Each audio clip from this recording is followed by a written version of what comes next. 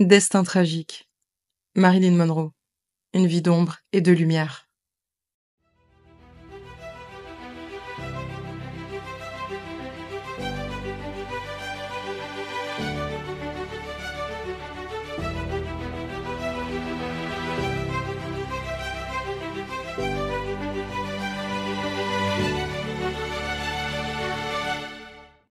Bienvenue dans ce nouvel épisode de Destin tragique, le podcast qui explore les parcours captivants et souvent tragiques de personnes connues ou inconnues à travers le monde.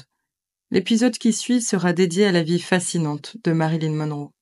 Derrière son image glamour se cache l'histoire poignante de Norma Jean Mortensen, dont l'enfance difficile et les luttes personnelles ont façonné son destin. De ses débuts modestes à Hollywood à son ascension fulgurante en tant que star, Marilyn a su captiver le public tout en faisant face à ses démons intérieurs. Le 4 août 1962, son récit tragique atteint un point culminant lorsqu'elle est retrouvée morte dans son appartement, laissant derrière elle un mystère qui continue de fasciner. L'histoire de Marilyn commence maintenant. Notre récit démarre en 1926 dans une Los Angeles en pleine effervescence. La Cité des Anges, qui compte alors environ 1,2 million d'habitants, connaît une croissance fulgurante. Les rues bourdonnent d'activités, les voitures klaxonnent, et l'air est rempli de promesses. Quant à l'industrie cinématographique, établie depuis le début des années 1910, elle est en plein essor. Les grands studios comme Paramount, Warner Bros et MGM dominent la production de films, attirant des milliers d'aspirants, acteurs, scénaristes et techniciens.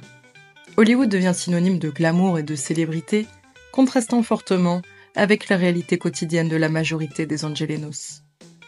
Les rues de Los Angeles sont un mélange fascinant de styles architecturaux, allant des bungalows californiens aux imposants gratte-ciel art déco du centre-ville. Le boom immobilier bat son plein, transformant des terrains vagues en quartiers résidentiels en l'espace de quelques mois. Mais derrière les paillettes et les projecteurs, la vie à Los Angeles n'est pas toujours facile. Le salaire moyen est d'environ 1 400 $ par an, soit environ 27 $ par semaine. Les ouvriers non qualifiés gagnent souvent moins de 20 $ par semaine, tandis que les professionnels et les cadres peuvent gagner plus de 50 $. Le coût de la vie est relativement bas comparé aux standards actuels. Un loyer mensuel moyen pour un appartement est d'environ 30 $, un repas au restaurant coûte environ 50 cents, et une voiture neuve peut s'acheter pour 300 à 400 $. La prohibition en vigueur depuis 1920 a donné naissance à un réseau florissant de speakeasies clandestins où l'alcool coule à flot malgré l'interdiction. Ces établissements, souvent contrôlés par le crime organisé, sont fréquentés par les stars de cinéma et l'élite de la ville, créant un mélange explosif de glamour et de danger. Politiquement, la ville est dominée par une élite conservatrice et pro-business. Le maire, George E. Cryer, élu en 1921, dirige la ville d'une main de fer, souvent accusé de corruption et de lien avec le crime organisé. Les tensions raciales sont palpables, avec une ségrégation de facto dans de nombreux quartiers.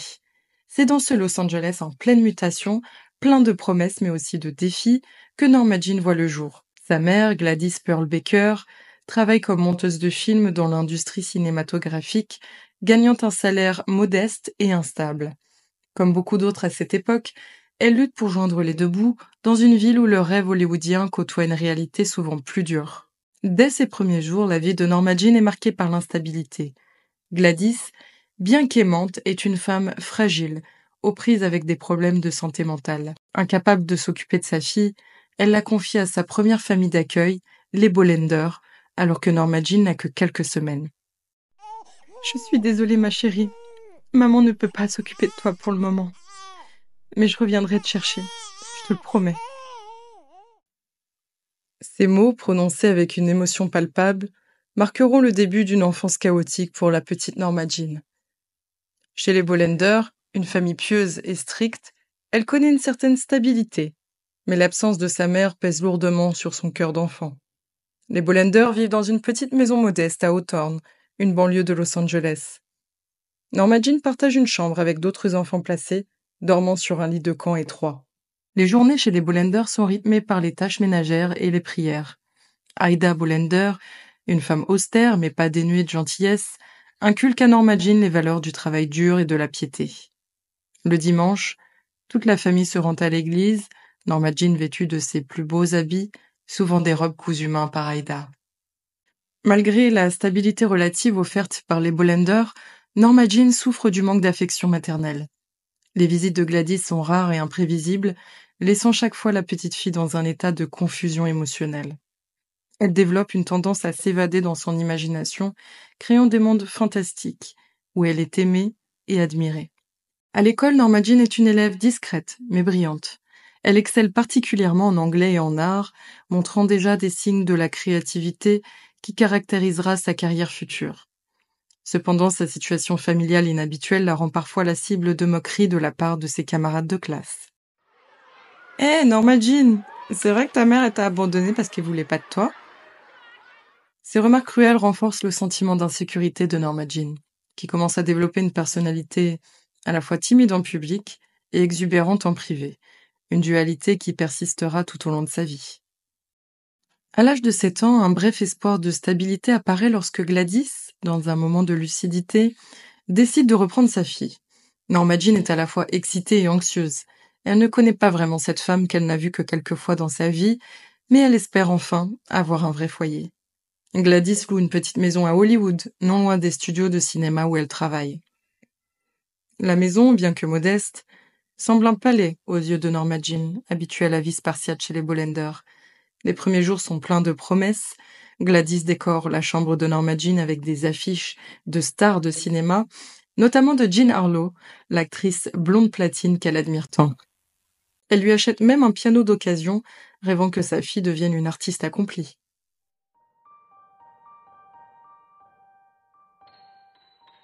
Tu vois, ma chérie, un jour tu seras aussi célèbre que ces stars. Tu as ça dans le sang.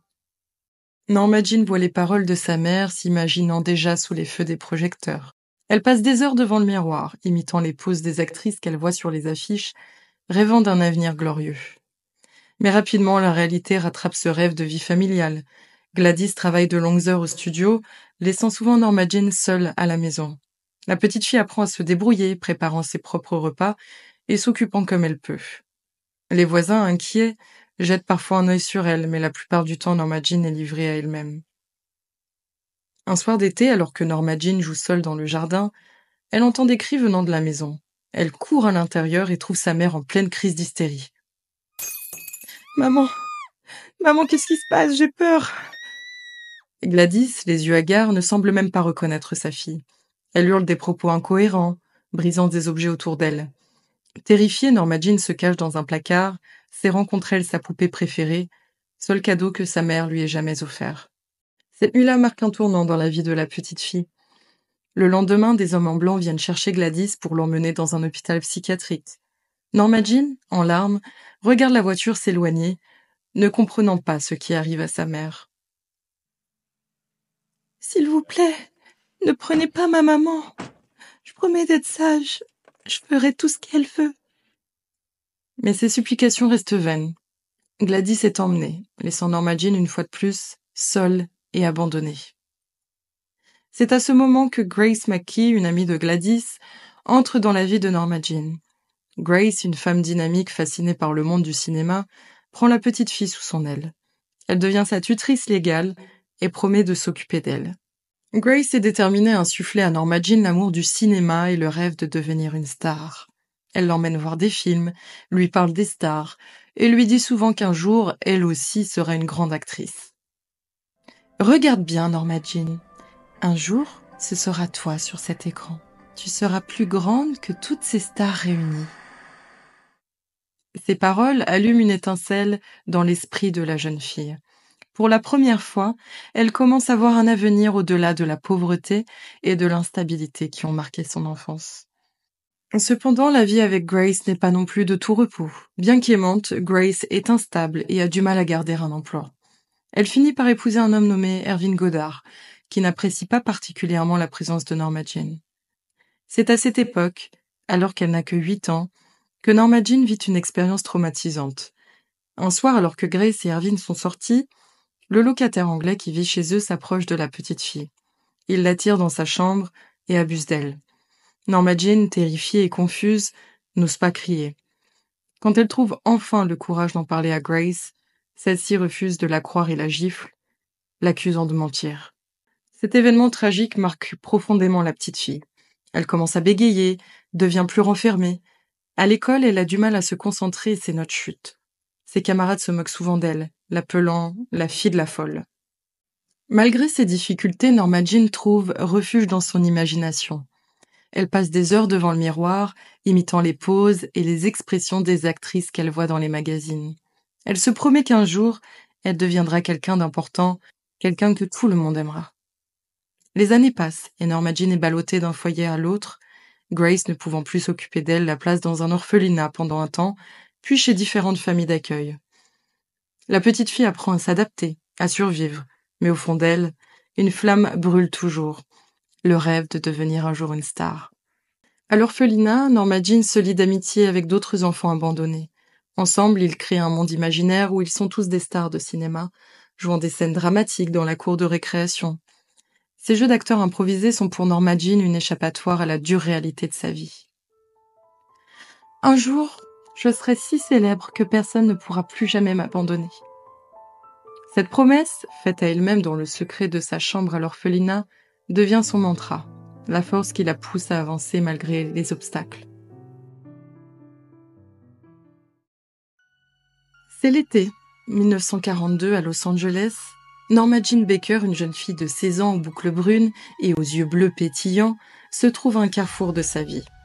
Orpheline ballottée de foyer en foyer depuis son enfance, elle fait face à une nouvelle crise. Sa tutrice, Grace Goddard, doit déménager dans un autre État et ne peut l'emmener avec elle en raison des lois de protection de l'enfance de Californie. C'est alors que Grace a une idée. Elle approche son voisin, James Doherty, un jeune homme de 21 ans travaillant dans une usine de bombardiers. Grace lui propose une solution qui changerait la vie de Norma Jean, le mariage. Bien que sceptique au début, James accepte de rencontrer la jeune fille. Leur première rencontre a lieu lors d'un barbecue de quartier. Norma Jean, timide et réservée, est immédiatement attirée par le charme et la gentillesse de James. De son côté, James est fasciné par la beauté naturelle et l'innocence de Norma Jean. Malgré leurs différences d'âge, une connexion se forme entre eux. Les semaines suivantes, James et Norma Jean se fréquentent sous la supervision attentive de Grace. Ils vont au cinéma, partagent des milkshakes et discutent de leurs rêves d'avenir. Norma Jean, qui n'a jamais connu de véritable stabilité, commence à s'attacher à l'idée d'une vie normale avec James. Le 19 juin 1942, seulement quelques jours après le 16e anniversaire de Norma Jean, ils se marient dans une cérémonie simple chez des amis de la famille, les Howell. La mariée porte une robe blanche simple, ses cheveux bruns coiffés en boucles douces. James, dans son costume sombre, semble à la fois nerveux et fier. James, te prends pour épouse, Norma Jean. Norma Jean, te prends pour époux, James. Ces vœux, prononcés d'une voix tremblante d'émotion, marquent le début d'une nouvelle phase dans la vie de Norma Jean. Pour la première fois de sa vie, elle a un nom de famille stable et un foyer qu'elle peut appeler le sien. Après la cérémonie, le jeune couple part en lune de miel, près d'un lac dans le comté de Ventura. De retour à Los Angeles, ils s'installent dans un petit appartement à Sherman Oaks. Norma Jean abandonne le lycée pour devenir femme au foyer, un rôle qu'elle embrasse avec enthousiasme au début. Elle apprend à cuisiner, à tenir une maison, essayant de créer le foyer stable qu'elle n'a jamais eu. « Je veux que notre maison soit parfaite, Jim. Un endroit où on sera toujours heureux. » James travaille de longues heures à l'usine, laissant souvent Norma Jean seule. Pour passer le temps, elle commence à lire avidement, dévorant des romans et des magazines de cinéma. C'est à cette époque qu'elle commence à rêver sérieusement d'une carrière à Hollywood. Leur vie conjugale est douce, mais pas sans défi. Norma Jean, qui n'a jamais connu de figure paternelle stable, appelle parfois James « Daddy », ce qui le met mal à l'aise. De son côté, James la surnomme affectueusement « bébé », soulignant involontairement leur différence d'âge. En 1943, James s'engage dans la marine marchande et est stationné sur l'île de Santa Catalina.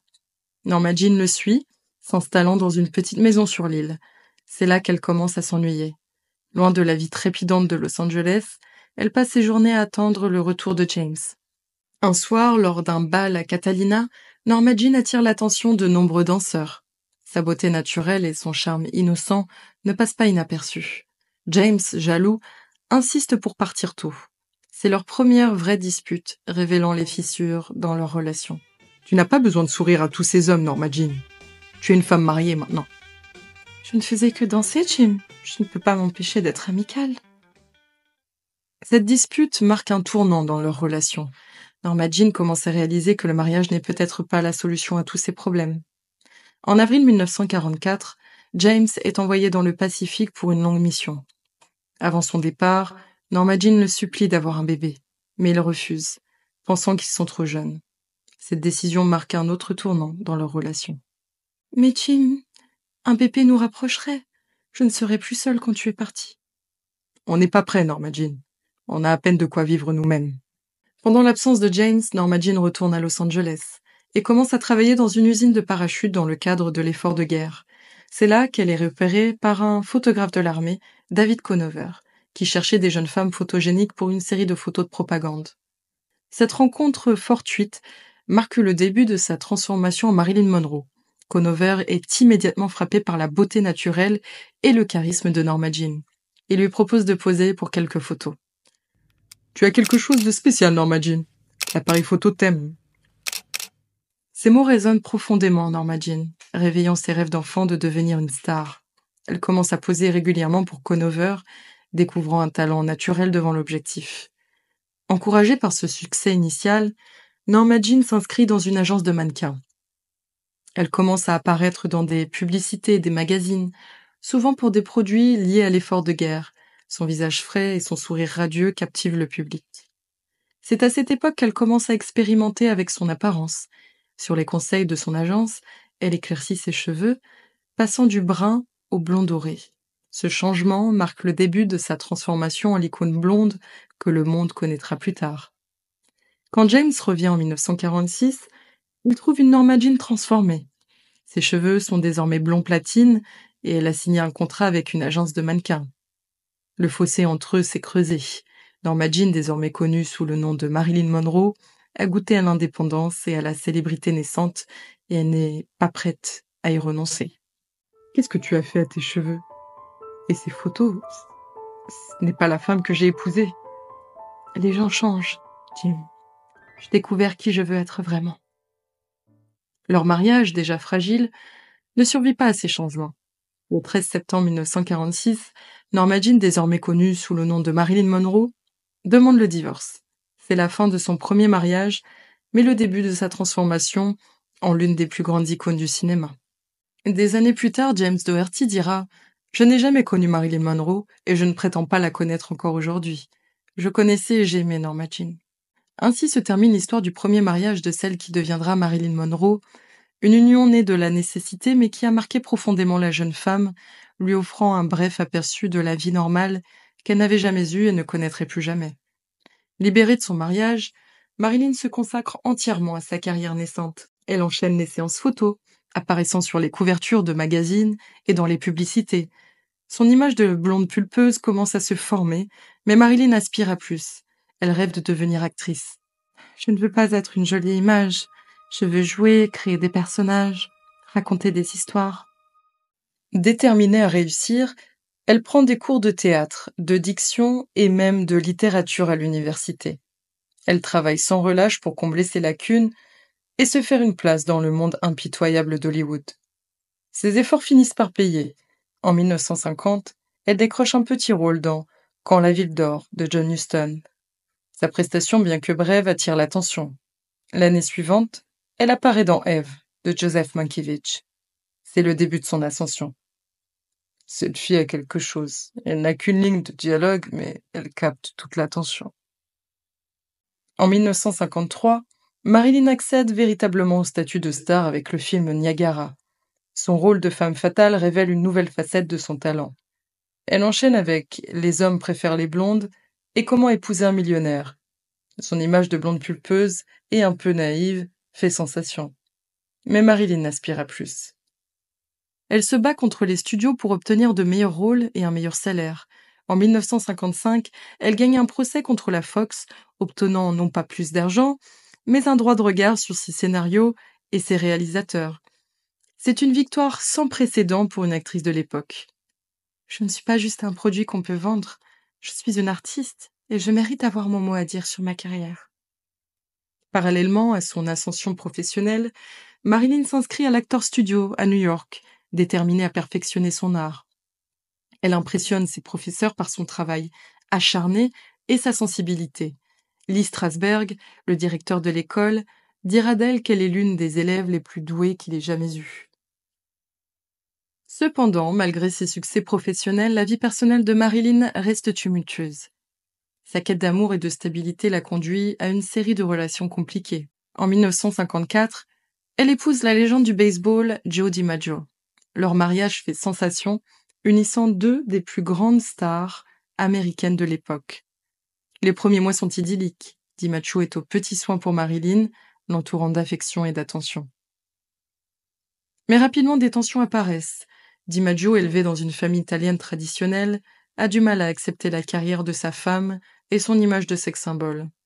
Il devient jaloux et possessif, n'appréciant pas de voir Marilyn courtisée par d'autres hommes sur les plateaux de tournage.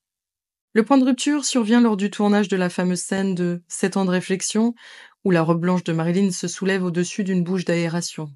DiMaggio, présent sur le tournage, est furieux de voir des centaines d'hommes acclamer sa femme. Une violente dispute éclate dans leur chambre d'hôtel ce soir-là. « Marilyn, je ne peux pas supporter de te voir exposée comme ça. Tu es ma femme, pas un objet. »« Mais Joe, c'est mon métier. Tu ne peux pas me demander d'arrêter d'être qui je suis. » Le 27 octobre 1954, après seulement 9 mois de mariage, Marilyn demande le divorce, citant une cruauté mentale. Le monde entier est stupéfait par cette séparation éclair. Lors de la conférence de presse annonçant leur divorce, Marilyn apparaît visiblement bouleversée, les yeux rougis par les larmes. Malgré leur divorce, DiMaggio et Marilyn restent en contact. Il sera toujours là pour elle dans les moments difficiles, et c'est lui qui organisera ses funérailles en 1962. Après son divorce d'avec DiMaggio, Marilyn cherche à être prise au sérieux en tant qu'actrice et intellectuelle.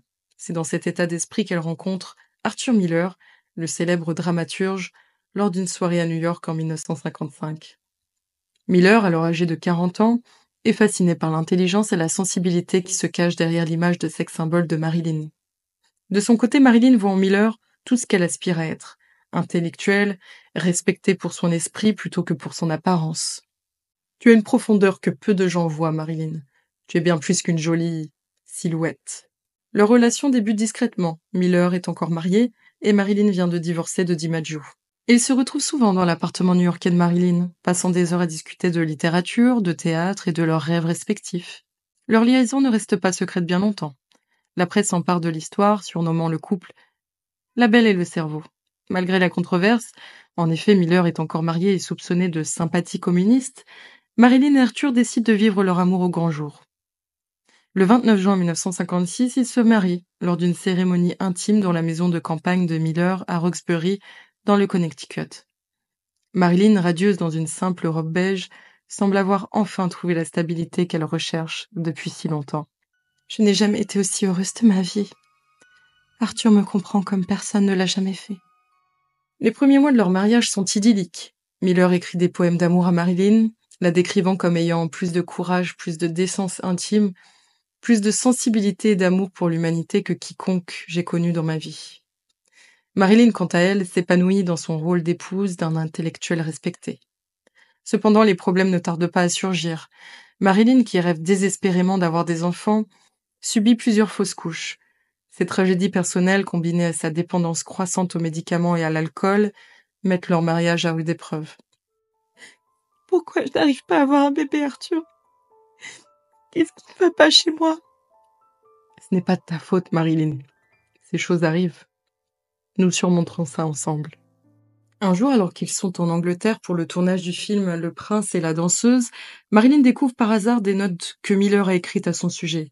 Il la décrit comme embarrassante par moments, avant de se sentir parfois gênée par son comportement. Cette découverte est dévastatrice pour Marilyn, qui voit en Miller une figure paternelle et un soutien inconditionnel. « Comment as-tu pu écrire ça sur moi, Arthur? Je pensais que tu me comprenais. » Ce ne sont que des notes personnelles, Marilyn. Elles ne reflètent pas tout ce que je ressens pour toi. Malgré ces difficultés, le couple tente de sauver leur mariage. Miller écrit le scénario des Désaxés spécialement pour Marilyn, espérant lui offrir le rôle dramatique dont elle rêve. Mais le tournage du film en 1960 ne fait qu'exacerber leurs problèmes. Marilyn, de plus en plus dépendante aux médicaments, est souvent en retard ou absente sur le plateau.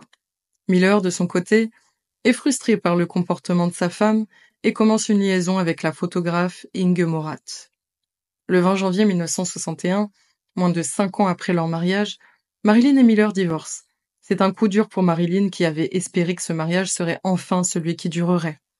Dans une lettre à ses parents, Miller écrira plus tard « Je dirais que sur 5, nous avons eu 2 bonnes années, mais sa dépendance aux pilules et aux drogues m'a vaincu.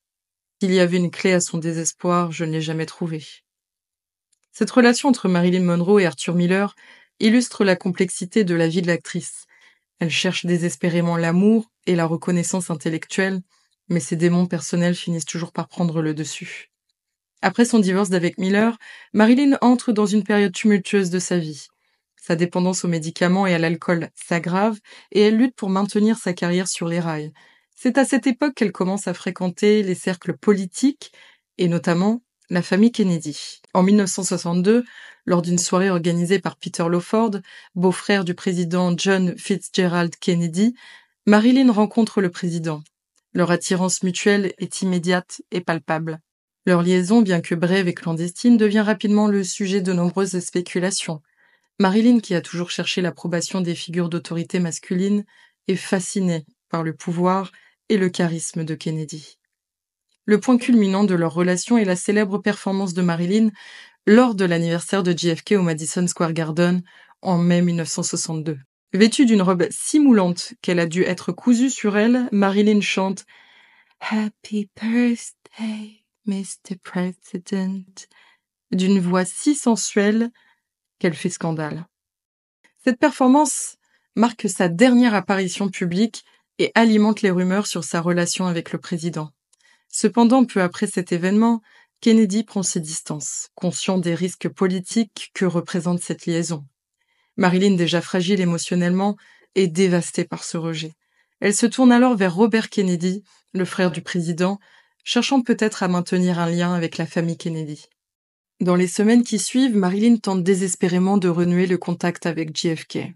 Le soir de sa mort, le 4 août 1962, elle aurait même appelé la Maison-Blanche une dernière fois. « Éloigne ton frère de moi. Je vous hais tous », aurait-elle dit à JFK selon des enregistrements du FBI. La mort de Marilyn Monroe le 5 août 1962 reste l'un des mystères les plus fascinants de l'histoire d'Hollywood. Voici un récit détaillé des événements et des théories les plus plausibles. Dans la nuit du 4 au 5 août 1962, Marilyn Monroe est retrouvée morte dans sa chambre à Brentwood, Los Angeles. Elle n'a que 36 ans, sa gouvernante, Eunice Murray, découvre son corps nu et inanimé vers 3 heures du matin. Autour du lit se trouvent plusieurs bouteilles d'alcool et un flacon de somnifère, des pilules de Nembutal. La version officielle conclut à un suicide probable par overdose de barbiturique. Cependant, dès les premiers jours, des doutes émergent sur les circonstances exactes du décès. Plusieurs éléments troublants alimentent les spéculations. Le délai de 35 minutes entre la découverte du corps et l'appel à la police. Eunice Murray aurait d'abord contacté le psychiatre de Marilyn, le docteur Ralph Greenson, et son médecin personnel. L'absence de traces de Nembutal dans l'estomac de l'actrice lors de l'autopsie, ce qui semble incompatible avec l'ingestion d'une forte dose de pilules. La disparition de certaines preuves, comme le carnet d'appels téléphoniques de Marilyn. Les témoignages contradictoires de Eunice Murray sur le déroulement de la soirée. Ces zones d'ombre ont donné naissance à diverses théories alternatives, dont les plus crédibles sont la théorie sur l'erreur médicale. Selon Donald Spoto, biographe de Marilyn, sa mort pourrait résulter d'une erreur de ses médecins. Le docteur Greenson et le docteur Engelberg lui auraient administré un lavement à l'hydrate de chloral pour l'aider à dormir, ignorant qu'elle avait déjà pris du Nembutal. Le mélange de ces deux substances peut être mortel. Cette théorie expliquerait l'absence de pilules dans son estomac et la présence d'hydrate de chloral dans son sang. La théorie de l'assassinat politique. Certains, comme le journaliste Anthony Summers, suggèrent que la mort de Marilyn est liée à ses relations avec les frères Kennedy. Selon cette théorie, l'actrice aurait été assassinée pour l'empêcher de révéler des informations compromettantes sur John et Robert Kennedy. Des enregistrements audio révèlent que Marilyn aurait eu une conversation téléphonique houleuse avec Robert Kennedy le soir de sa mort. La théorie de l'overdose accidentelle. Cette hypothèse, soutenue par certains experts, suggère que Marilyn aurait accidentellement pris une dose trop élevée de médicaments, peut-être en perdant le compte des pilules ingérées du fait de son état émotionnel fragile et de sa consommation d'alcool. Il est important de noter que malgré des décennies d'enquêtes et de spéculations, aucune preuve concluante n'a été trouvée pour étayer définitivement l'une de ces théories alternatives. L'enquête menée en 1982 par le bureau du procureur de Los Angeles n'a révélé aucune preuve d'homicide, mais a soulevé la possibilité d'une overdose accidentelle. La mort de Marilyn Monroe reste un sujet de fascination et de débat, en partie à cause de son statut d'icône culturelle et de la nature tragique de sa disparition prématurée. Les circonstances de sa mort reflètent les complexités de sa vie, une femme talentueuse et vulnérable, prise entre la gloire d'Hollywood et ses démons personnels. Ainsi s'achève notre exploration du destin tragique de Marilyn Monroe. Une vie brève mais intense, marquée par des triomphes éclatants et des tragédies profondes. Une vie qui continue de captiver notre imagination et de nous inspirer.